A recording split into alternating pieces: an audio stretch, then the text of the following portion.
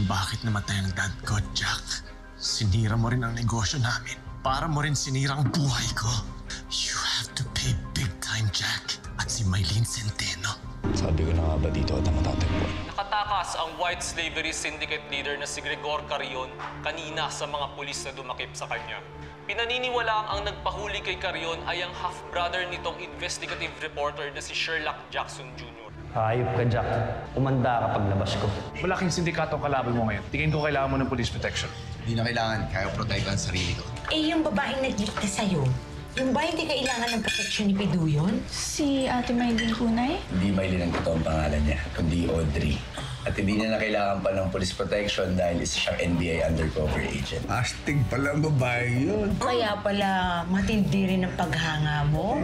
Sorry talaga, Jack, kasi kailangan ko kitang lokohin at pasakayin para lang hindi masira yung cover-up ko. Kung isipin, naiintindihan ko naman trabaho mo. Salamat. Ikaw na ngayon ang tatayong president ng organization nyo dito sa Pilipinas. I'm still gonna need your help, Mr. Chua. Don't worry, ibibigay ko lahat ng kailangan mo. Pero kailangan mawala yung half-brother mo at ang mga kasamahan niya. Si Jack yung dahilan kung bakit namatay ang dad ko. Kaya kahit hindi mo nasabihin sa akin, papatayin ko talaga siya. Sige lang, magsaya lang kayo. Lalo ka na, Perla. Dahil sa makalawa, mawawala ka na. I think I love you. Yun din ba yung nararamdaman para sa akin? Oo, mahal din kita. Hello, little brother Jack. Mylene! Mylene!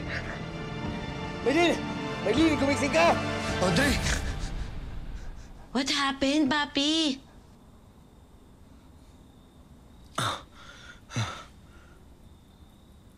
Siri. Sama ng panaginip ko, Siri. Pumunta daw si Gregor dito tapos pinatay daw si Audrey. Ay, bad dream nga. Hindi ko nahayaan pa may mamatayin dahil sa akin. Oh, anak. Baka nagkataon lang yun. Hindi naman lahat ng babaeng mamahalin mo yung mamamatay. Nay, una ko sa lahat, wala ako sinabi na mahal ko po si Audrey. Bakit ka natatakot ngayon? At saka bakit sinasabi mo yun, yung tungkol sa babae na lahat ng mamahalin mo mamamatay? At saka bakit mo hinihilera si Audrey kina Irene at Lily? Nay, kaya nga ho. Kasi meron kang paghanga sa kanya.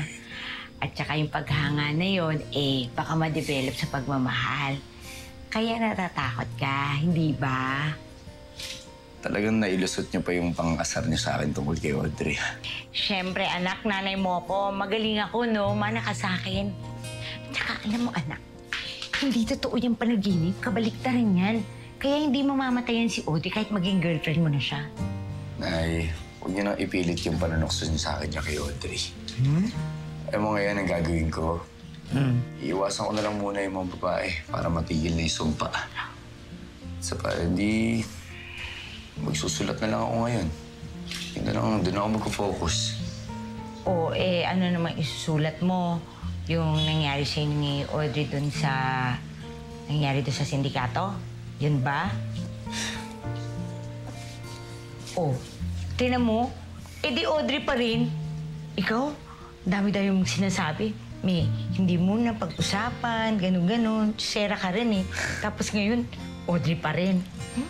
Ay, tigilan mo na yan. Ka na nga dyan. Uy. Audrey.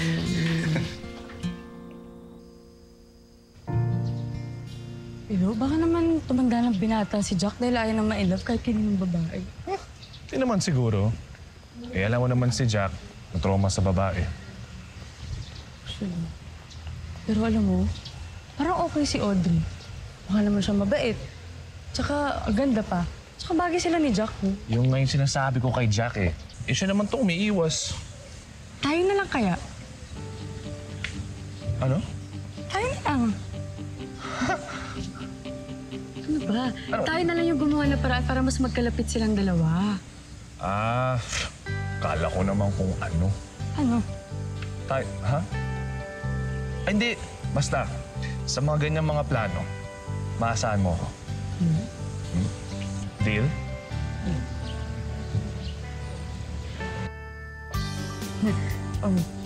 Pido. Ay, sorry. Napatagal Ano ba? Tara na.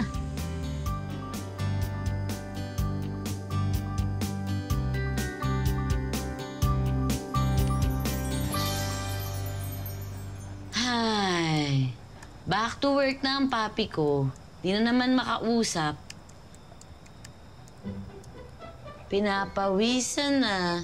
Kahit pag-on ng electric fan, di mapakinabangan. Kuna nga? Siri, bakit binuksan ang electric fan? Mainit kaya. Pinapawisan ka nga, oh.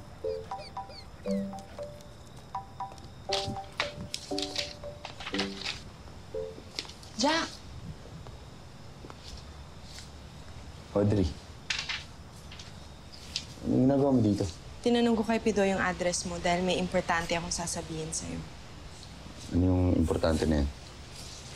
Operational na ulit yung modeling agency nila, Gregor. Nakita ko online, malakas na ulit to. Meaning, you're now in danger. Kaya nandito ako. Anong ibig mong sabihin? Nandito ako para proteksyonan ka. Audrey, hindi ko na kailangan pang poprotekta sa akin. Lalo sa isang gaya mo, babae ka. Lalaki o kaya kong protektahan sarili ko. Ano ibig mong sabihin? Kaya kong protektahan sarili ko, di kita kailangan. Tingnan natin kung mapapaalis mo ako. Ano bang larong gusto mo? Tingin mo laro lang lahat to? Alam mo, Audrey, hindi kita naintindihan, ha? Ano sinasabi mo? Nasa panganib yung buhay mo. Kaya nandito ako para proteksyonan ka. Ayun nga. Ayun nga. Kaya kong protektahan sarili ko. Hindi nga. Ito yung trabaho ko. Kailangan ko gawin to.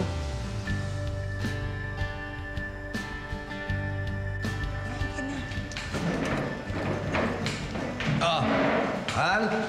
Ito pa, Oh, dami mo namang in-order. Mahal, bakit di ka pa tayo kumain? Eh, nagluto naman ako ng paksiw sa bahay. Bukas na natin kainin yun. Alam mo naman ang paksiw. Parang ikaw. Tay, paano naman naging paksiw si nanay? Hindi. Parang si nanay mo, habang tumatagal, mas sumasarap. Ikaw talaga, lakas mo mambola ka kaya, ang bata. Oo, ano ka ba? Magmahal? Ikaw talaga, Sweet naman ni tatay. Nga, alam mo naman yan. Nakira. At saka isa pa pala. Ano? Kaya saan kayo dito dahil may celebration tayo. Ha? Ano? Anak, mahal, regular na ako sa pabrika. Oo, mabuti naman. Yay! Hindi lang yan. Sige na, kaya na. Kaya nga, sayang eh, no? Si Jack. Kaya yun, bisig-busy sa bahay. Meron daw siya tinatapos na deadline. Hindi, pagpalo ka lang natin. Sige, sige. Ha? Oo. O, kain na tayo. Kaya. O, mahal, ito ba yung chicken? Sige, kain mo. Magana ka ngayon na, mahal. Dito. Oo nga. O, anak, kain ka nito, isda. Parang ayoko na yatang kumain dito. Kasi parang mga patanda ng karne dito, no? Naku, mahal, sayang, no? Wala yung paborito kong ulam. Hindi ko tuloy na-order. Yung escabeche. Ako bang pinariringgan mo? Ay, hindi. Paborito ko talaga yung escabeche. Tama na. Ano naman ang Nagdala naman. Oo nga. Tsaka pwede, huwag ka nagugulo dito. Ayan ka na naman eh. Maawa ka dyan sa anak mo. Parati ka na lang sunod sa amin. Bisa nagpapahinga ka dun sa inyo. Tumigil ka na nga. Kahit anong gawin mo, hindi mo masisira yung pamilya namin. Ang yabang mo magsalita. Talaga. May araw ka din!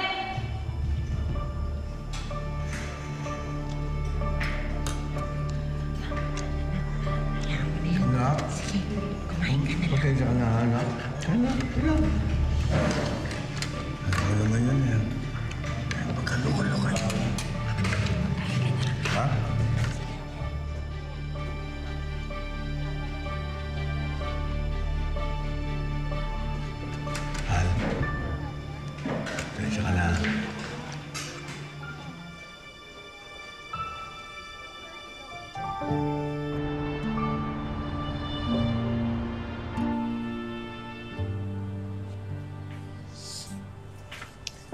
Morning, Jack.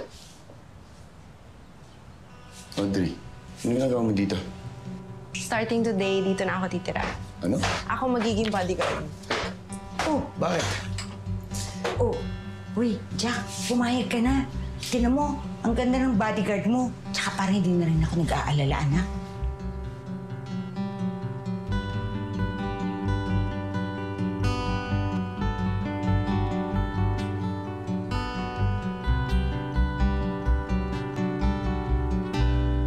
O nga naman, Tol. Sagot ka pa rin yan pa ba nangyari sa'yo? Dahil nga, kasama ka pa rin sa white slavery assignment niya kay Gregor. Tsaka Jack, huwag ka lang ang choosy dyan. Ang swerte mo nga eh. Bukod sa libre na yung bodyguard mo, sobrang ganda pa. Tsaka, di ba, Pido, sobrang bagay sila. Oo naman. At match na match kayo. Anong match na match? Eh di utak nyo eh. Pareho kayong matalino eh. Yun naman ang ibig kong sabihin eh. Bakit? Ano ba sa tingin mo yung sinasabi ko? Wala.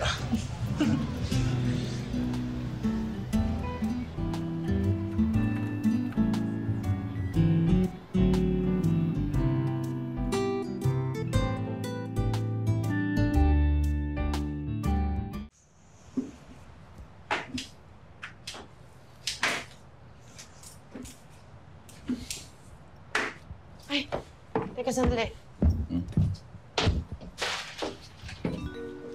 Ano ginagawa mo? Okay, clear.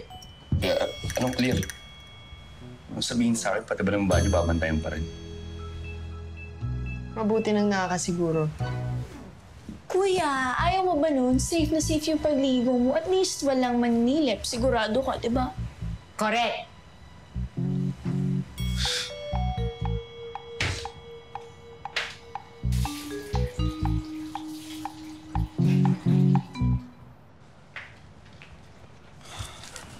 Sit. May lakad ba tayo? Anong lakad? Kita mo na pang bahay nga eh. Okay. Sabihin mo lang ako pag may lakad tayo.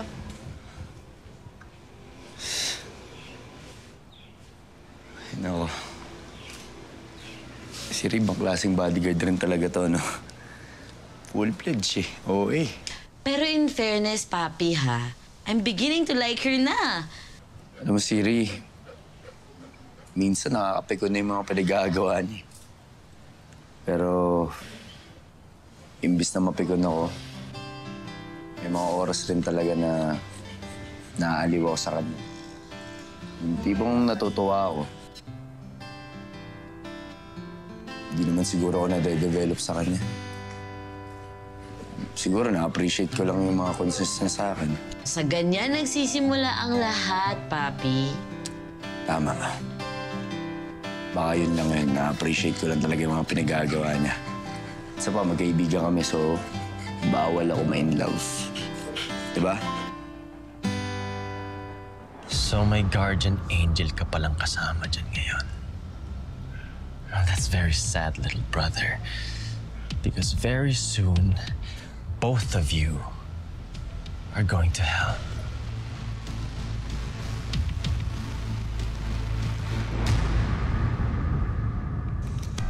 Mas Dindo, bilisan mo yung paggamit ah. Baka mahuli pa ako rito, mawalan ako ng trabaho.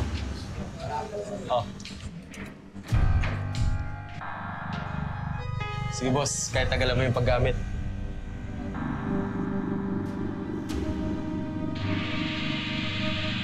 Boss muna kayo.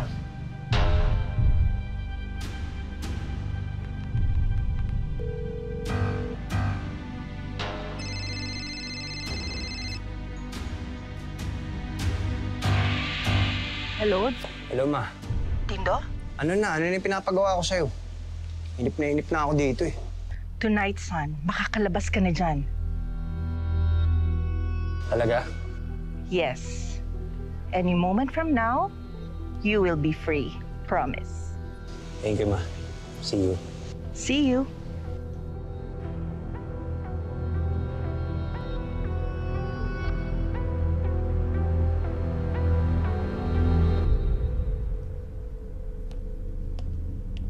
Carolina, sino kausap mo? Yung kumare ko, gustong mag-unwind. Nag-aayang lumabas. Excuse me.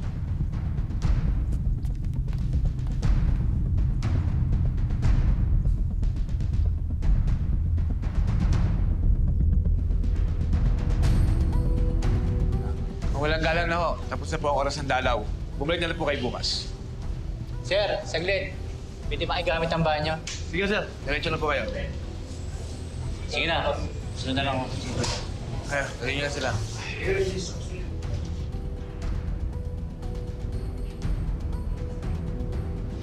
Pare, yan na. Peace.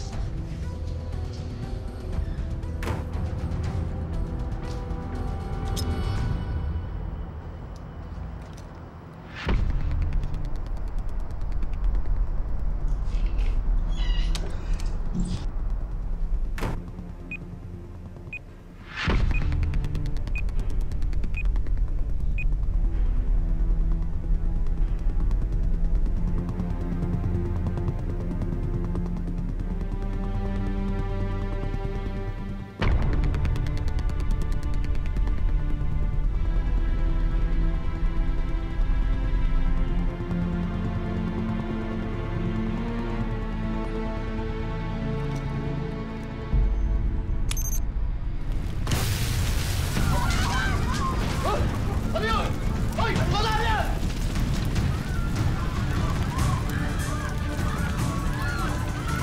Ano yan? Ako sa? Ha?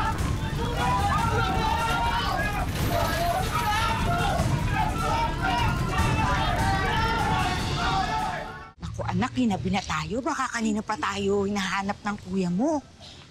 Eh, ano ba yung binili mo? Ano parang ang laklaan ng supot? Regalo ko po sa inyo, Nay. Ha? Bakit? Ba't mo ako niliregaluhan? Eh, kasi, Nay, di ba kahit kailan hindi ko kayo nabigyan ng regalo? Ha? Tingnan ko nga. Ayan. Ano ba ito? Wow! Ang ganda. Bagay na bagay ito sa akin. Pero anak, ba't kailangan mo pa akong regaluhan? Kaya alam mo naman, ang gusto ko lang, kakasama kayo ng mga kakapatid. Happy-happy na ako kasi kayo ang best gift na bigay ni Lord. Kayo rin naman po ni tatay tsaka ni kuya, Nay, tsaka ni ate. Kayo po ang mga pinakamahalagang binigay sa akin na gift ni Mami. Ganon? Yes po. Alam niyo po ba, matagal ko na pinag-iipunan to sa mga natitira kong baon sa school. Tsaka, Nay, kaya ko nga kayo sinama ngayon eh. Kung ayaw niyo po ng gift, token of appreciation na lang po dahil natanggap niyo po ulit si tatay. Sige, gift na kong gift. Thank you. Ang sitsi talaga ng anak ko kasi pinaglihi ka sa chocolate. Nay, hindi naman ako maitim ah. Balik ka na. Kung na pa tayo iniintay ng kuya mo.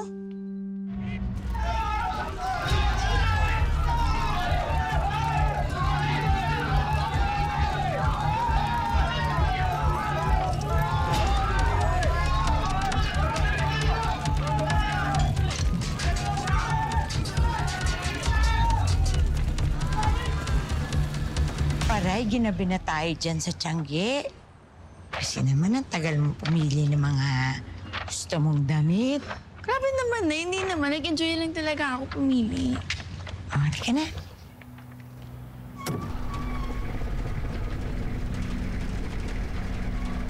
Huling gabi mo na to, Perla.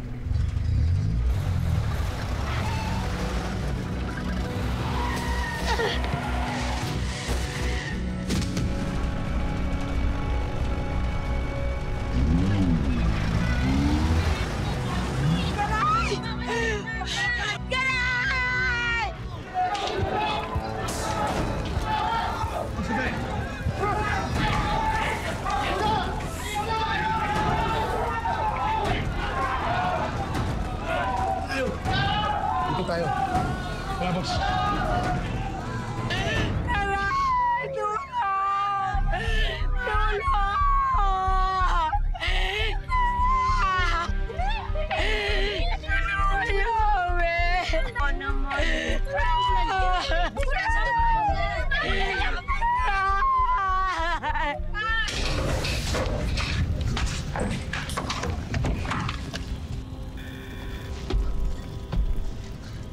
O, Mami.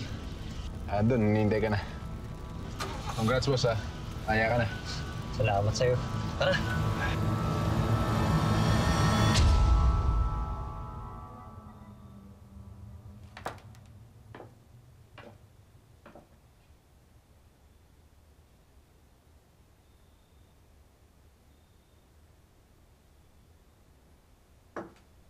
Papi, saan ba tayo pupunta? Sleep na tayo.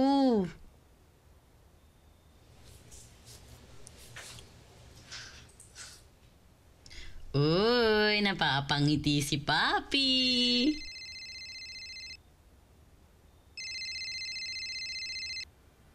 Nay? Nay, nasaan ho kayo? Kanino ba ako naghihintay dito? Ano? Okay, sige po. Pupunta po ako dyan. Anong nangyari, Papi? Ano nangyari? Sige, Ray, nasagasaan. Halika na, dalhin na natin kotse ko. Halika. Siri, dito ko lang muna, ha? Okay?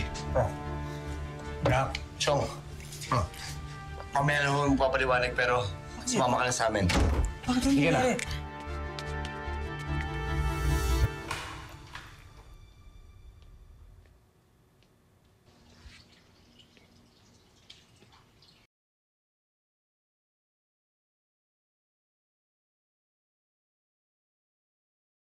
Dindo! Ma? I'm so happy you're here. Ano, sige na, kumain ka muna. Ayan, anong gusto mo? Ito? Kain ng kain, ha? Ang tagal ko nagantay sa loob. Pasensya ka na, anak. Kasi naman tong si Bruce napakabagal kumilos. Madam, mahirap na. Mamadali tayo, mamaya mabuli kaso yung plano natin. It doesn't matter, Dindo. Ang importante, nakalabas ka na. Dito ka muna magpapalamig, ha? Alam ba ni Daddy itong bahay na to? Hindi. Hindi niya alam to. Magagawa ko na rin yung plano ko. Nakakapag-iganti na ako kay Jack.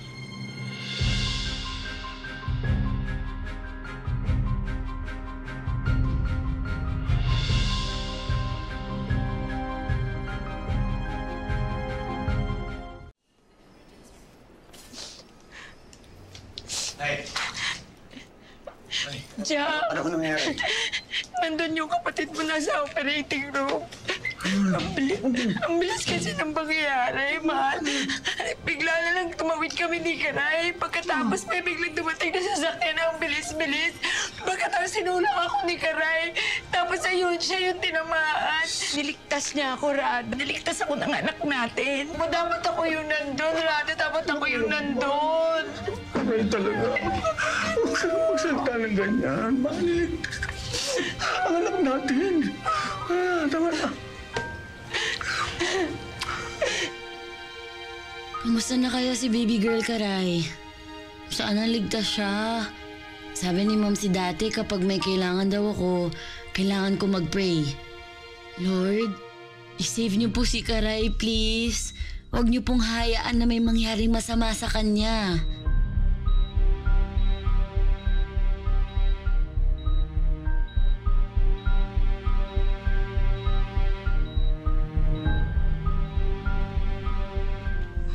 Mrs. Dok, kamusta na yung anak ko? Kamusta na yung pasyente, si Karay? Nagkaroon po siya ng internal bleeding dahil sa nangyaring aksidente. But the good news is, she's going to make it. Salamat na po sa Diyos. Maliligtas na yung anak natin. Ano ko pa na yung makita yung kapatid ko? Nasa recovery room pa siya ngayon. Pero pwede niyo siya makita kapag nailipat na namin siya sa private room. Sige, Dok. Salamat. Salamat. Ligtas na yung anak natin na ito. Hindi ko mapapatawa dyan sa sarili ko.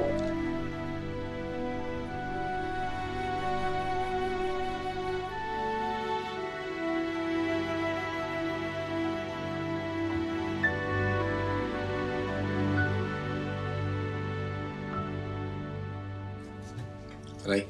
Anak? Anak, kamusta ka na, anak? Ano nararamdaman mo? May masakit sa'yo? Medyo lang po. Importante, anak, ligtas ka na. Pinakaba mo kami. Ray, huwag mo na ipapahama kay sarili mo, ha? Kuya, idol kasi kita. Ay, naku. Dapat talaga maging idol mo tong kuya mo. Alam mo bang tatanggap siya ng award bilang Gawad Huwaran?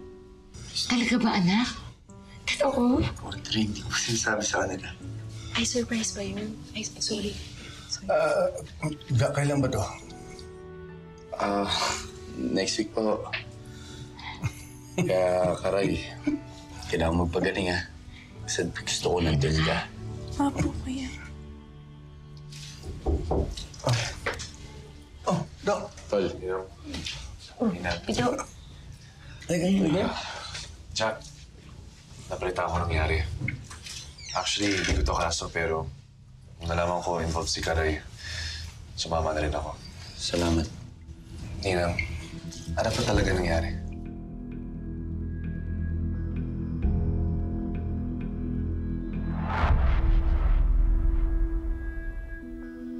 Boss, tirahin ko na to ah. Hindi ako pinakain ng nanay mo eh. Sa'yo mo to.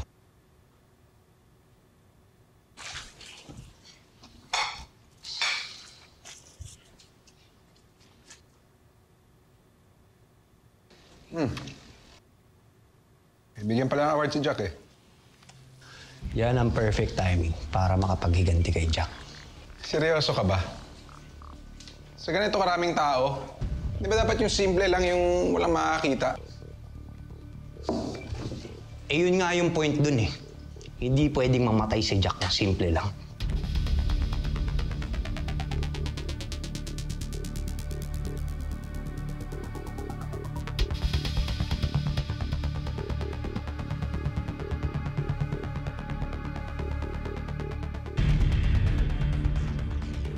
Gawad Huwaran pala, little brother. Makakaganti na rin ako sa'yo. At sa Maylene na yun na pumatay kay Dad.